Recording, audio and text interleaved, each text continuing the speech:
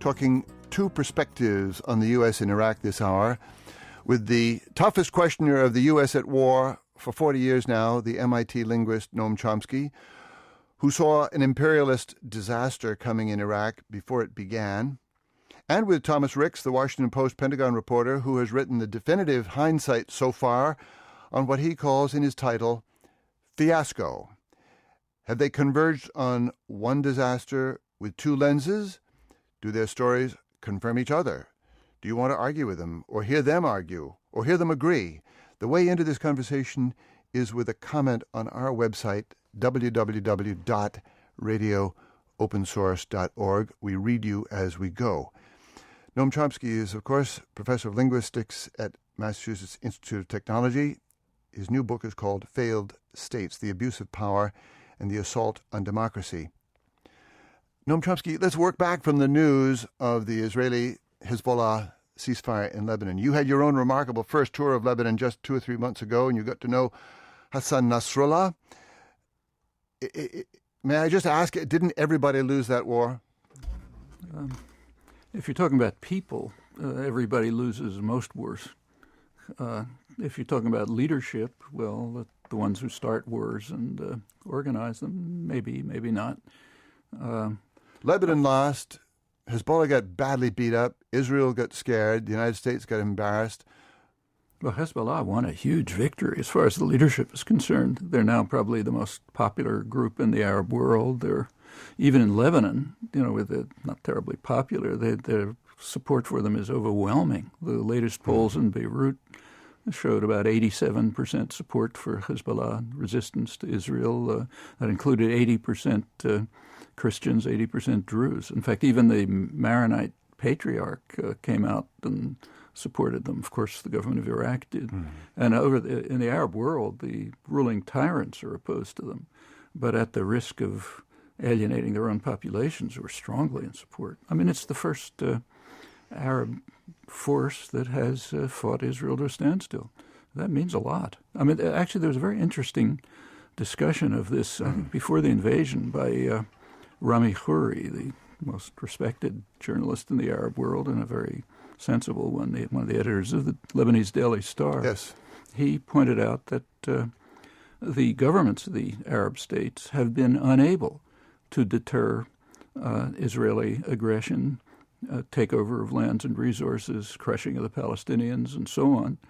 And that naturally leads to the development of non-governmental forces which sort of take up the task of protecting the population, and sometimes military, paramilitary forces.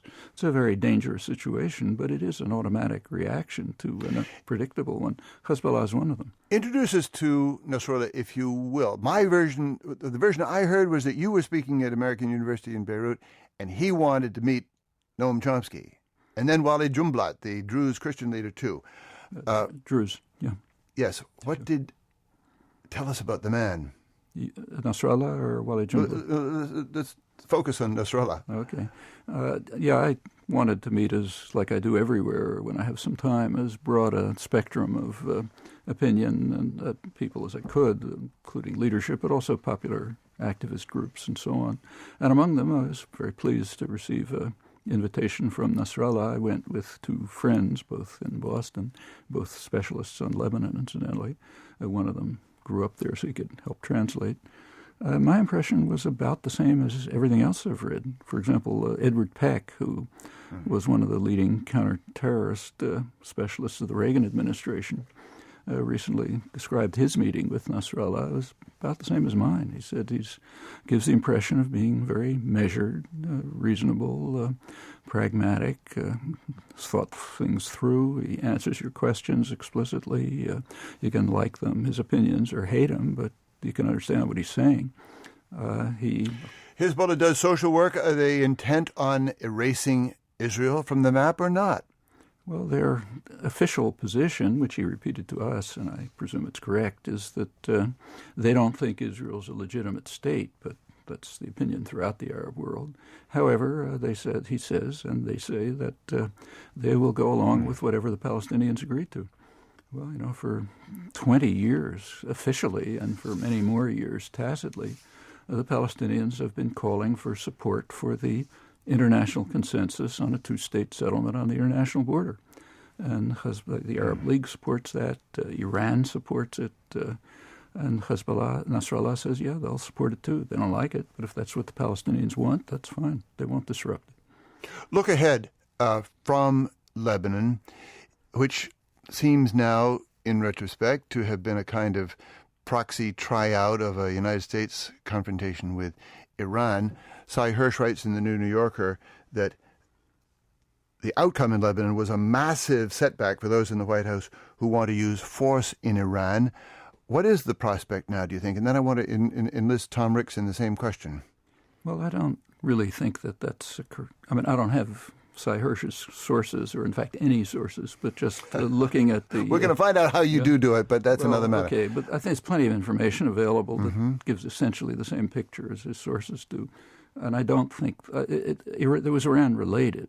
One goal, from the U.S. point of view, is to eliminate a possible Lebanese deterrent to an eventual, if it happens, I doubt it, an eventual invasion of Iran. There is a Lebanese deterrent, namely they could attack Israel. Okay, that's presumably eliminated.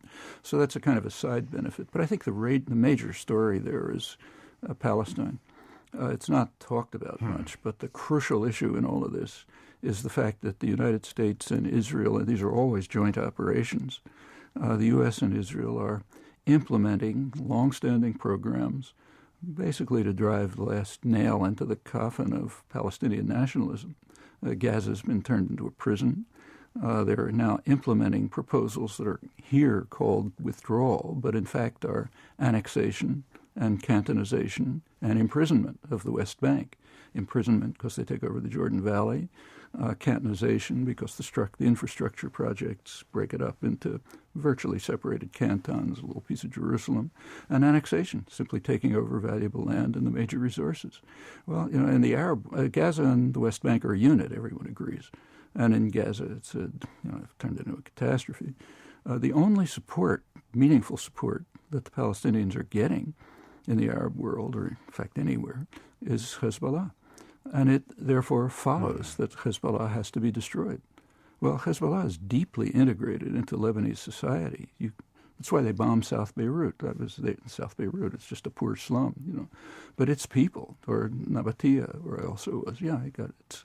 It's Shiite. I was struck that you keep talking about the Palestinian issue and the importance of it. I wanted to get to that. And in your letter with John Berger and Harold Pinter and Jose Saramago and all the Nobel class of commentators fixes on that issue. We must come back to it. But I also want to ask Tom Ricks, picking up on this thread of after Lebanon, what's the Iran next move with Iran? What's your version of that one, Tom? Please. I agree that it's unlikely that you'll see a U.S. invasion of Iran. What I find perplexing about this whole situation is that the United States and Iraq has essentially engaged in a massive transfer of power from the Sunni population, which held power under Saddam Hussein and previously under the British and the Ottomans, to the Shiite population. One of the major beneficiaries of this transfer has been Muqtada al-Sadr, a radical Shiite cleric, who recently mounted a huge demonstration in support of Hezbollah. So here we are empowering an ally of Hezbollah in Iraq. I don't get it. This is a guy who 2 years ago militarily confronted U.S. forces, killed many U.S. troops with his militias, and is now a major figure in the new government. I mean, I'd like to hear Professor Chomsky's interpretation of that. It's not a loaded question. I just don't understand it. Well, frankly, I'm surprised.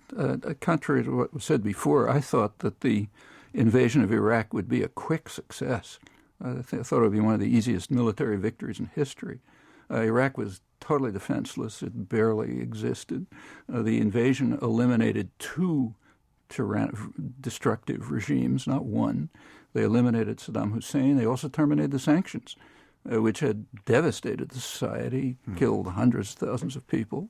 The U.S. could come in, get a class from the MIT Electrical Engineering Department, probably get the electricity started again.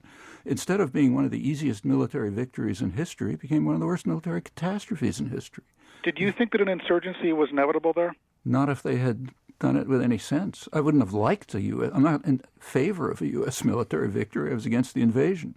But my guess was it would easily be successful. But the incompetence and arrogance of the Rumsfeld, Cheney, Wolfowitz crowd is just kind of indescribable. They created a catastrophe even for themselves. Tom Rick spends about 600 pages describing it. Yeah, okay, and well, you know more about it than I do, but it's obvious even from my point of view. And what they have done, as you say, is empower a Shiite majority, which I'm sure was the last thing they wanted. After all, they tried in every way they could to prevent an actual election. They were finally forced to allow it mainly by Ayatollah Sistani. And I do think it's what the former Deputy Secretary of Defense Paul Wolfowitz wanted. Well, I think he really did believe that we should go in and set up a democracy, and in Iraq, that's always meant Shiite power. Okay, but see, he's just an ideological fanatic. I don't think anyone who knew anything about Iraq and wanted and anticipated that. I mean, just think how that's a nightmare for the United States. If there's a Shiite majority and it's got some sovereignty and it's moderately democratic, of course it's going to link up with Iran. It's not just Muqtada al-Sadr. I mean, the prime minister also denounced the invasion of Lebanon. The parliament voted, I think, unanimously or close to that to denounce. But what do you make of the U.S. effectively transferring power to an ally of Hezbollah in Iraq? I mean, I think it's just sheer stupidity. You think it's just a series of mistakes that they didn't see happening? Again, I don't want them to succeed. I think the Russians could have done better in Afghanistan, but it doesn't mean I favor the invasion. They hoped to be able to install a traditional client state that does what the U.S. wants them to do. They couldn't do it. Hold the thought, because we've got to take a short break. But all of this, strangely enough, you wrote, Noam Chomsky, in 2003, before the invasion. We're talking about Iraq in hindsight. Two men with two very different angles. Noam Chomsky, most famous originally as a linguist, a war critic. I think of him as the American Socrates, asking every manner of awkward question, especially about our role in the world. And Tom Ricks, Washington Post Pentagon reporter, who has compiled day-to-day history with an amazing narrative energy and an unquestionable conclusion in the title Fiasco. We were just speaking about this matter of U.S. invading Iraq. Who wins the war? Iran. To plump a little bit for Noam Chomsky's anticipation, Tom, he wrote in The Guardian, at least I was reading it today in The Guardian, in the spring, early spring, before the war, Noam Chomsky said, of course, the 60% Shiite majority, if there's anything like a democracy in Iraq, is going to want to sidle up to Iran, reduce the tensions, reintegrate Iran in the whole region, which he said is the last thing the U.S. wants. Iran is the U.S.'s next target. For that kind of thinking ahead, we expect that's what military intelligence or something is, somebody in the conning tower there is thinking about. Were they? One would hope. But as a senior military intelligence officer said to me one day when I was researching my book, he said, Tom, you know what the difference is between General Tommy Franks and Tehran? And I said, no, what? He said, Tehran had a Phase 4 plan. He said, in fact, as U.S. forces moved across southern Iraq in the spring of 2003, he said, we had Iranian agents on our heels, sweeping in right behind us, making connections locally, activating networks. I've always suspected that they also were active on behalf of Muqtada al-Sadr, which surprised me a bit because Sadr is seen as more of a nationalist Iraqi, not necessarily a pro-Iranian Shiite, but sort of a nationalist Shiite. Yet, in the spring of 2003, I think Sadr's militia, who really were a bunch of street guys, just with RPGs and AK-47s, were very militarily effective in doing things like dropping large highway bridges in front of a convoy I was in. I've always suspected that the Iranians were helping them out, maybe with Iranian special forces and intelligence officers. Well, that's Noam Chomsky. Yeah, I mean, it's basically the United States that created Sadr as a major figure, but the major Shiite groups like Sistani and the Badr Brigade, I mean, their background is Iranian. Yes. The Badr Brigade was trained in Iran. Yeah. People forget actually that Sistani is, I think, still an Iranian citizen. Sistani, yeah, he was born in Iran. In fact, a lot of the clerics have close connections with Iran. I mean, anybody who had minimal knowledge of the region knew that if Iraq is granted any degree of sovereignty and minimal democracy, the Shiite, just what you read, the Shiite majority will try to strengthen its relations with Iran. And it's worse than that. Surely people in military intelligence must know this. And by an accident of geography, the major energy resources of the world happen to be in Shiite areas, southern Iraq, Iran, and Saudi Arabia. Well, you're putting your finger on an interesting aspect of the war planning here, which was that people who had knowledge were not invited back to meetings because they expressed skepticism and doubt about the assurance that this would be easy. Yeah, my suspicion is if we ever get declassified documents on this 30 years from now, we'll find that the military was opposed, that intelligence was opposed, and that they were overruled by a clique of extremist fanatics. Well, actually, one thing I report in my book that hadn't been disclosed before was that in the fall of 2002, an order went out from the Joint Staff saying that if we invade Iraq, you will consider it part of the war on terror. The reason they had to do that is because so many officers had expressed concern, saying, what the hell does Iraq have to do with the war on terror? Yeah. Why are you talking about Iraq? Why aren't we keeping an eye on bin Laden? Right. And in fact, enough information has leaked from the CIA and other intelligence agencies to indicate that was probably their interpretation, too. And it takes no great genius. I mean, it's obvious. And let me continue on the Saudi Arabian thing, which is probably their major nightmare. Right across the border, it happens to be the region of Saudi Arabia where most of the oil is, has a Shiite majority.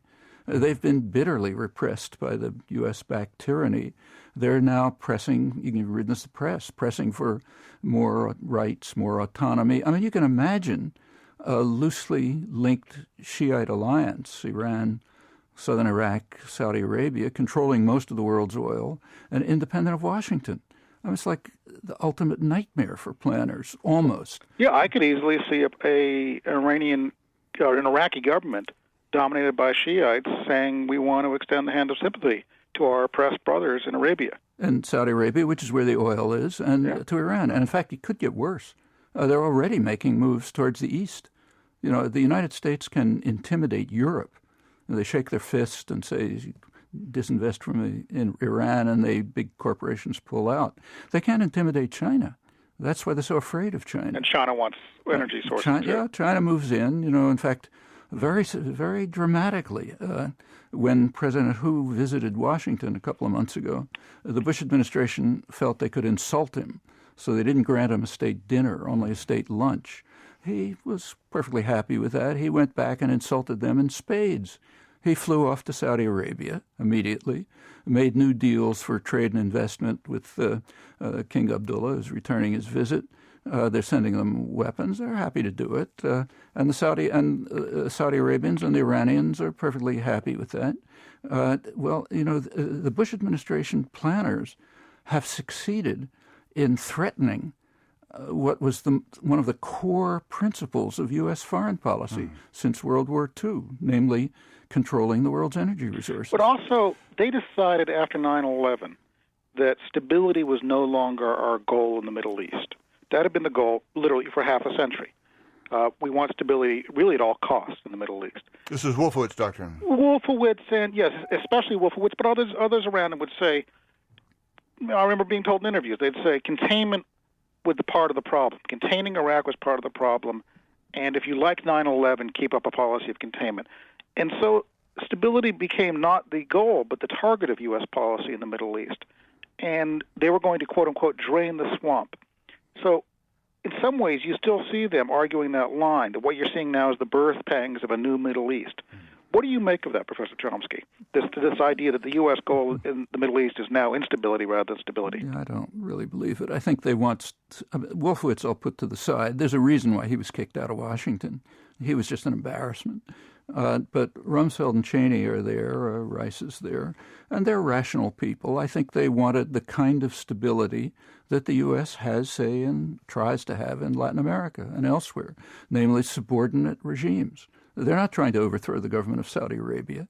That's the oldest and most valued ally of the United States. It's part of U.S. support for radical Islamic fundamentalism. Well, let me pursue that with you. Why then the trashing of sort of the old-line Republican mandarins like Ben Scowcroft and James Baker? Because they were sane. They were thinking through what's going to happen. And these guys are, well, you know them better than I do, they're an extremist group who wants to hold tight authority, run everything in a very authoritarian fashion, and they think they can do what they want. I mean, look at the way they planned the war in Iraq. I mean, anyone with brains could have told them that's going to be a disaster. Tom Ricks, you know, I remember years ago, Tom Winship, then the editor of the Boston Globe, the late Tom Winship, used to say, we got to get Chomsky on staff here. Just walk him through the newsroom every once in a while and say, what the hell is going on? Question, why doesn't the Pentagon call Noam Chomsky once in a while and say, does this make any sense? Well, actually, they did. I gave a talk in West Point. If they did, I'd write a story about it. I'd be fascinated. Actually, Tom, you may not know this, but Tom offered me a job at the Globe, suggested that I leave MIT and go to the Globe to pick out stories that they're not covering. I figured that would last for about a week. So, but come on, the Pentagon needs some help. This is a question of judgment and values, but also of, have we crossed any T's, dotted any I's? Do we know what in the world we're doing? Well, the military now, I think, is more open to information than it was, partly because going into this war, they've been told, we don't want all these experts bothering us, either military professional experts or area experts who understood Arabic language and history and culture. So when General Shinseki got up and gave his best professional military advice, he was slapped down hard and publicly. Likewise, when area experts said, you really need to think about, these sectarian differences, these demographic issues, locations of energy, they were not invited back. I knew a military intelligence expert who reviewed part of the Annex Bravo, which is the intelligence appendix to a war plan, sent in a list of issues that he had with it, and literally was not invited back to the next meeting because people who raised issues made the occupation seem difficult. And they wanted to tell you that the occupation was going to be easy. Well, I'm interested in your opinion about this, but my impression from outside is that the military themselves did not want the war, but that the Pentagon civilians did. Rumsfeld, Cheney, that bunch. Yeah, during 2002, there was enormous amounts of skepticism about invading Iraq. Why exactly? What new information do you have? And it really took in the fall of 2002, a couple of events. When Vice President Cheney got up and said on August 26, 2002, that, quote, there is no doubt about Iraqi weapons of mass destruction, the military got the message. The debate's over, and in our society, and I think properly, when the civilians give the orders, the military shuts up, salutes smartly, and moves out. Yeah. A month later, Defense Secretary Rumsfeld said the debate is over. They got the message. And finally, you had the formal issuance of an order from the Joint Staff saying you will consider this part of the war on terror. Mm-hmm. So the military had expressed their doubts and skepticism. They were unhappy about it. But then they were told, you need to go do this. And when did General Zinni bail out? General Zinni had retired and, in fact, endorsed Bush and Cheney in the 2000 campaign. 2000, my recollection is that he criticized this operation even before it started. Oh, yeah, September 2002 and October 2002, he became quite publicly critical, partly because when he asked a senior officer at Central Command, what about my Desert Crossing war plan, which is a plan for what do we do if the government in Iraq collapses, they said, what? We'd never heard of that. This is something he'd worked on for years. Mm. And the State Department, of course, had extensive plans, which they apparently just junked. Yeah, the future of Iraq studies. There was also work by the Army War College looking at what the issues would be. And instead, I get the impression that Rumsfeld kind of cooked up what he thought might be the problems, wrote a list of like 13 issues that really were in disregard of professional knowledge of counterinsurgency. There are certain things that, again and again, have worked in counterinsurgency campaigns. Close the borders, treat your prisoners well. And the war plan was written in disregard of that, as was the occupation plan. Tom Ricks, let's also just get to the real horror that's still unfolding in Iraq. 3,400 Iraqis died in July, overwhelmingly civilians. And one has just to put it in proportion. It's more than the Americans who died at the World Trade Center. It's many more than died in Lebanon in the last month. And that's just the bodies that show up in the morgue. Every time I've been down around the Baghdad sewer system, there's bodies that come up against the grates that flow into the city. There are bodies that are thrown directly into the Tigris and Euphrates. So I think it probably is only a fraction of those who are actually killed. How did we get here? Who's going to make an accounting of it? Who is going to be held accountable here? And I'm really talking about the general American conversation about so-called war on terror. Who's scared? What's dangerous? Where are we? I think two things. First, every time I've been to Iraq, I've been surprised that it's worse than on my previous trip. I've been 5 times. The last one was January and February this year. January and February of this year, Baghdad was an absolute Hobbesian state in which there was a war of all against all. Any security you had was self-provided. The U.S. military didn't seem to recognize that. When I asked U.S. military guys, they'd say, no, the area you're living in, and by the way, reporters do not live in the green zone, which is one of the great myths. We have a house out in the so-called red zone, which is the rest of Iraq. When I talked to U.S. military guys, they'd say, no, your area is secure. And it finally dawned on me that what they meant was secure meant you could drive a Humvee through with a 50 caliber machine gun on top, and most of the time you would not be attacked. That has nothing to do with security of average Iraqis. And what U.S. military intelligence doesn't capture, and so doesn't pass up the chain of command ultimately to the president, is most of what happens to Iraqis most of the time. They get any threat to American troops in their security reports, and they get any killing, or most killings of Iraqis. What they don't get is rape, kidnapping, robbery, and most of all, violent political intimidation. They don't get the atmosphere of nobody knowing whether the cop on the corner is part of a desk squad who's going to kill you today. Yeah, they can get it if they want. For example, there are, Iraqi reporters who are writing regularly, like Nirman al-Mufti, who's Turkmen, writes regularly in Al-Ahram weekly, read in English, describing exactly what the life of Iraqis is like. Yeah, but they don't. They don't get that, and they don't hear it. But the second part of your question is, what does it ultimately mean for us? And I think ultimately means for us, we need to consider whether the American system is working. My opinion, growing out of writing the book, was that I don't think it is. And more even than the Bush administration, I blame the Congress. The Bush administration did what it did. It made huge mistakes, but you don't get a mess as big as Iraq if the American system is working. And what hasn't been working particularly is the oversight and accountability role of Congress. And this is not just informing the American people. This is to make the war effort more effective. And you've got Republicans in Congress who don't want to ask embarrassing questions, and Democrats in Congress who either don't want to ask questions because they don't want to look weak on defense, and or the media, don't know how to ask questions. The media didn't ask many questions either, and it's given the last month a pretty blind eye. I think that's one of the great myths of our modern times, that the media didn't ask questions. We asked questions. We didn't get answers. We wrote stories. I wrote a story a month before the invasion. I asked the chairman of the Joint Chiefs, you don't know where the WMD is, do you? And he said, no. But I'm confident that once we cross the border, the Iraqis will show us. I wrote these stories. Walter Pincus wrote these stories. Now, yeah, the New York Times screwed things up to a fare thee well, but you're painting with a pretty broad brush if you say the media. Fair enough, Tom. I stand corrected, but I am a New York Times refugee and reader. But you should expand your reading base.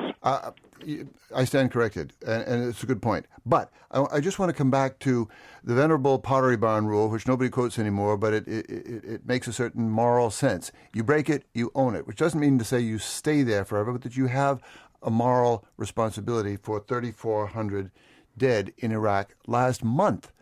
Where do we begin making that real in our own hearts, our own minds, our own public discussion, our own politics? I would begin with congressional hearings on the conduct of the war. One thing that the U.S. military actually has done better this year is look at the issue of American violence against Iraqi civilians and how it's contained, how it's used, how it's reviewed. One of the things that shocked senior commanders was that there was no Marine investigation of the Haditha killings. It seemed to really not raise an eyebrow when 24 civilians were killed in the course of a Marine operation. But senior leaders, General Corelli, when he heard about this, said, no, I want that investigated. But I think the point in Congress is just holding hearings, asking commanders, asking senior officers, what have you done out there? How have you done it? What do you attribute these failures to? When Abu Ghraib happens, the military has just tended to blame it on low-ranking soldiers, is what the military calls different spanks for different ranks. What about leadership failures in Iraq? Why have we not had a single general relieved in Iraq? We've been fighting this war almost as long as the U.S. military fought World War II. Yet 4 years into it, every single general seems to have done just fine. That's such a contrast to, say, Lincoln in World War II Lincoln in the Civil War buzzing through generals until he found Grant, or Marshall at the outset of World War II relieving dozens of senior officers.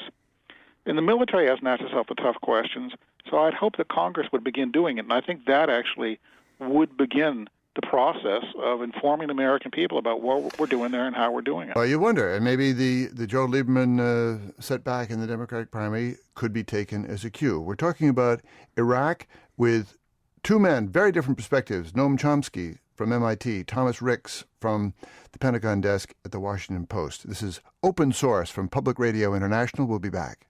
I'm Christopher Lydon. This is Open Source with Noam Chomsky and Tom Ricks, two very different kinds of critics of the war in Iraq and American policy in the Middle East the last 5 years.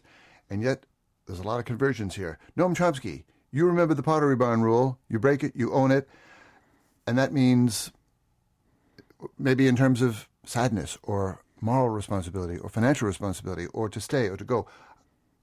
What's your application of the Pottery Barn rule here? First of all, first point is that nobody believes in it. So, for example, when the Russians invaded Afghanistan, we did not say, okay, you ruined it, now you stay there and you fix it.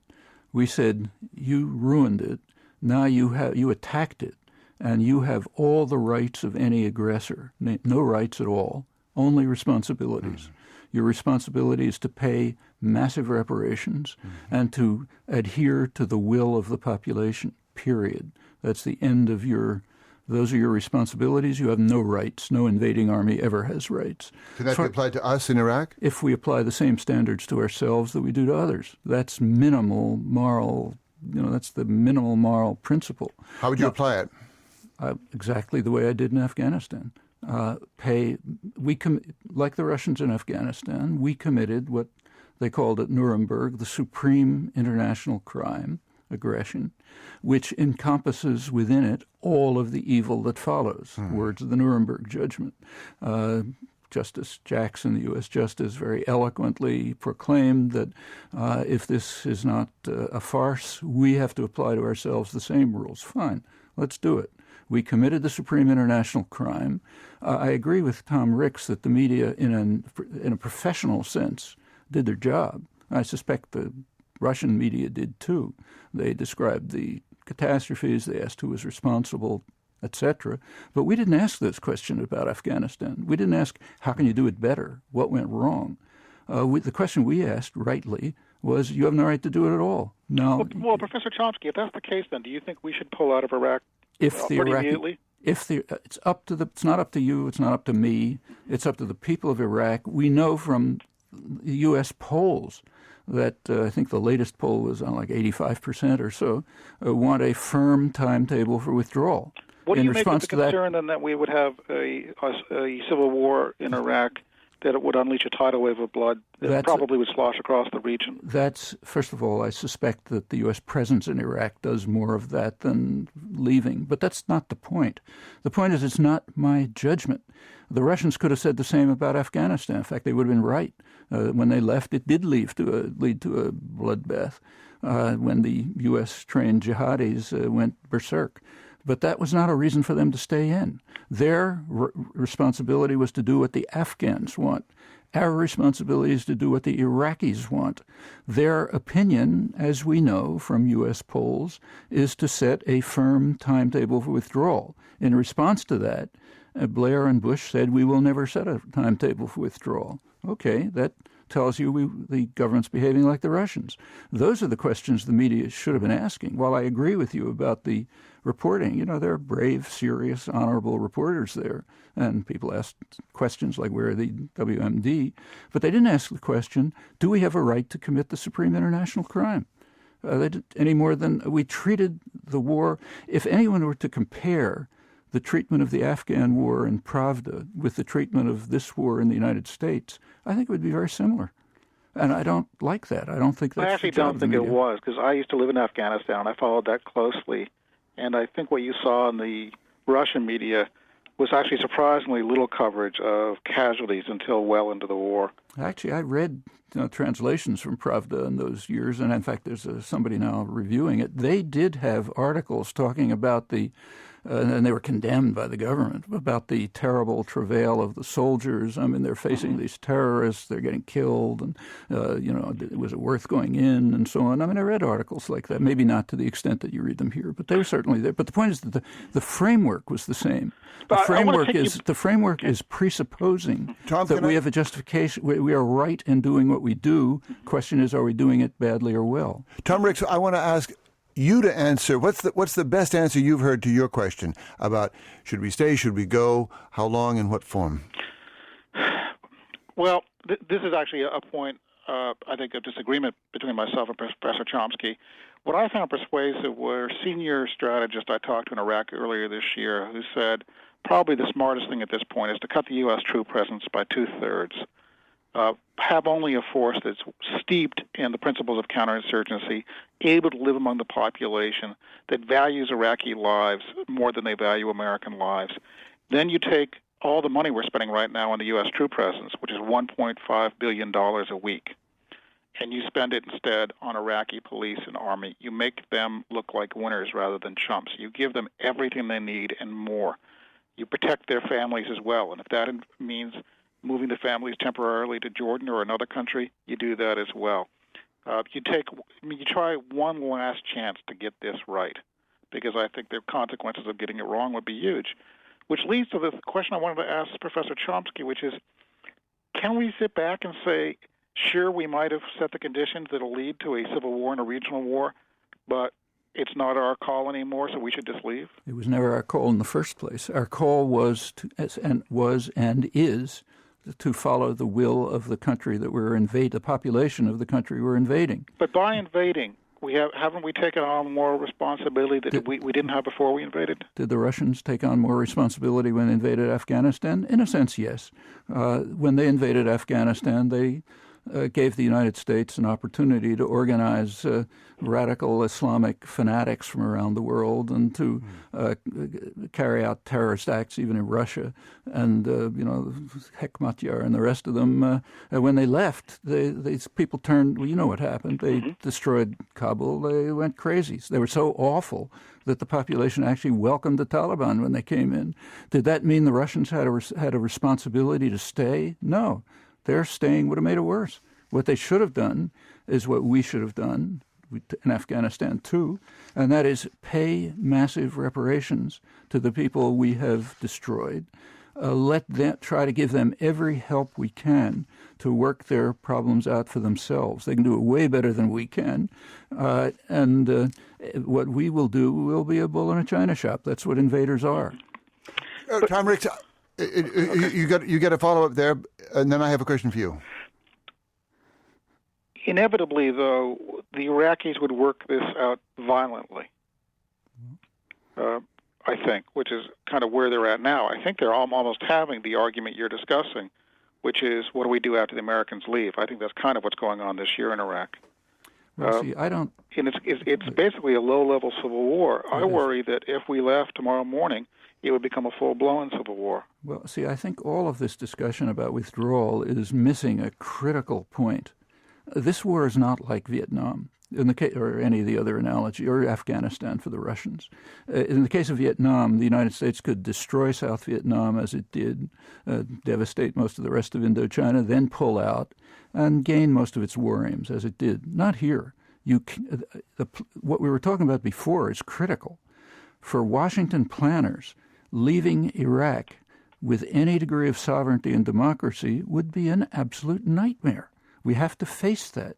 We have to face that they are not going to withdraw unless they are compelled to by the American people, because withdrawing would mean facing the likely prospect of losing control of the world's major energy resources and perhaps having even China move in. So how long do you think U.S. forces, U.S. soldiers will be on the ground in Iraq? I think they'll be there until the American population forces them out, because planners, whether Democrats or Republicans, are not going to be willing to give up one of the core principles of U.S. foreign policy since the Second World War and British foreign policy before that, namely controlling the world's energy resources. And my best guess is we'll have forces there for 10 to 15 more years. Yeah, I think so, too, until a client regime is set up. Tom Ricks, I want to come back to the question posed by Cy Hirsch's piece in the New Yorker, which is, what do the Pentagon, effective managers there, what do they learn from not only the fiasco in Iraq, but now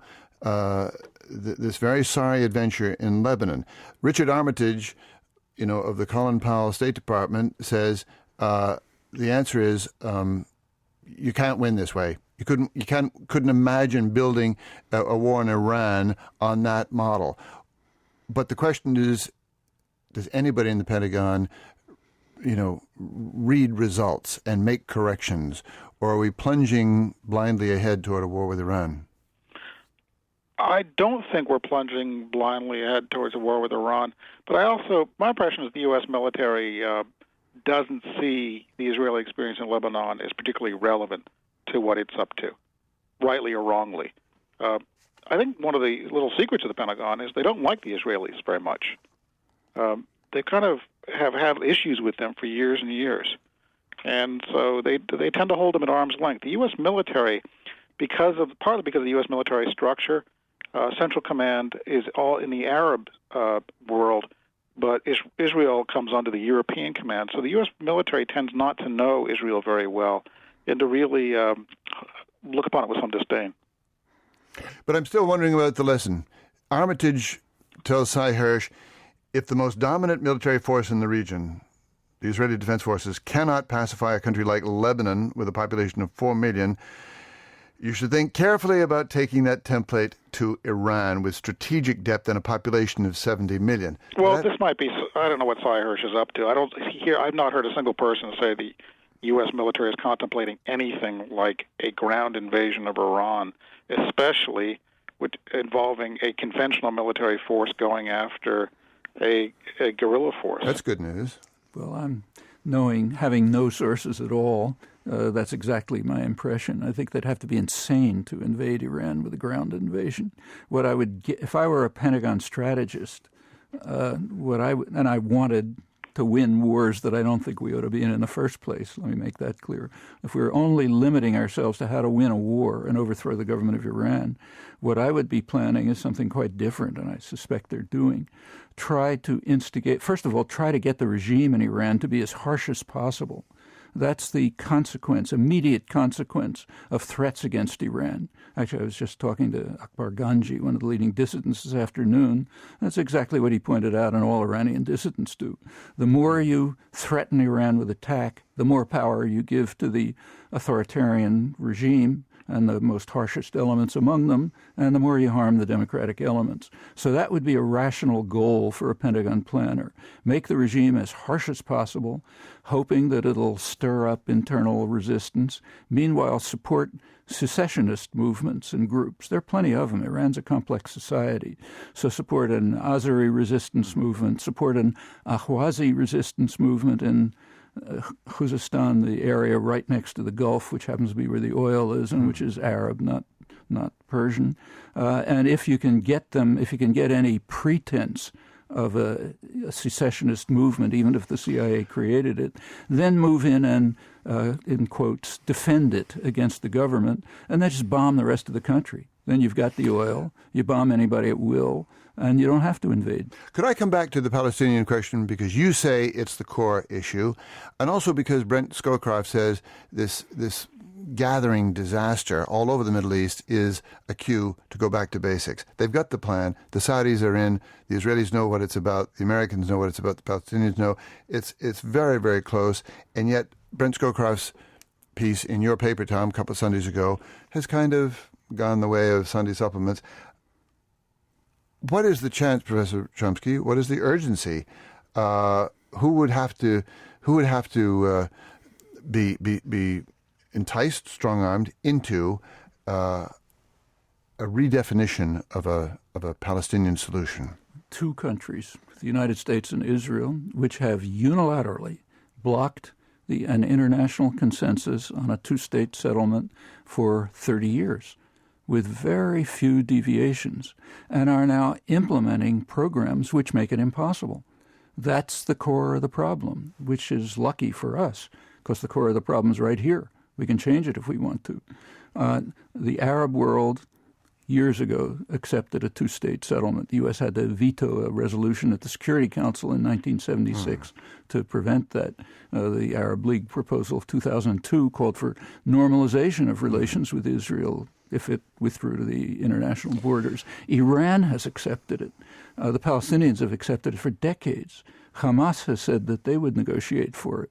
The only barrier is the United States and Israel, which are not, and that's not a rhetorical barrier. They are implementing programs which make the realization of it impossible. I want to ask you a question I've asked at least 100 people since 9/11.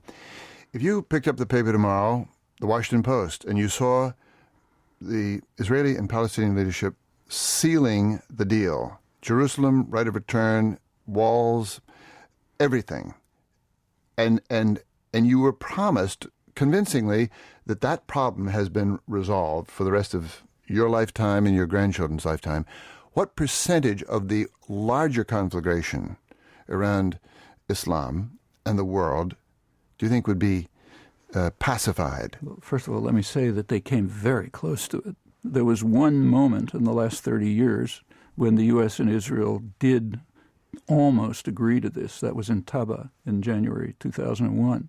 A couple of more days, they probably could have made it. The high-level negotiators said Israel called off the negotiations, then went on with... And, of course, people disagree about who blew it. But so there's no disagreement. Barak called off the negotiations 4 days early. There was a press conference of both groups. Israel, you mean? Yeah, Israel. He was prime minister. Barak, sorry. Yeah, and so that's not controversial. Then there's still programs. The Geneva Accord, which is informal but high level, is pretty similar, could be implemented if the U.S. and Israel would agree. How much would that deal with? Well, you can't give a percentage, but undoubtedly anyone who knows the Arab world knows this. This is one of the main elements that's stirring up popular opinion in the Arab world, radicalizing it. What Rami Khouri wrote is correct. I mean, the inability or unwillingness of the Arab states to do anything about this, which is a major issue there, right, is one of the reasons for the growth and popularity of the paramilitary and other forces. So it would undercut. It's a little like the British in Northern Ireland.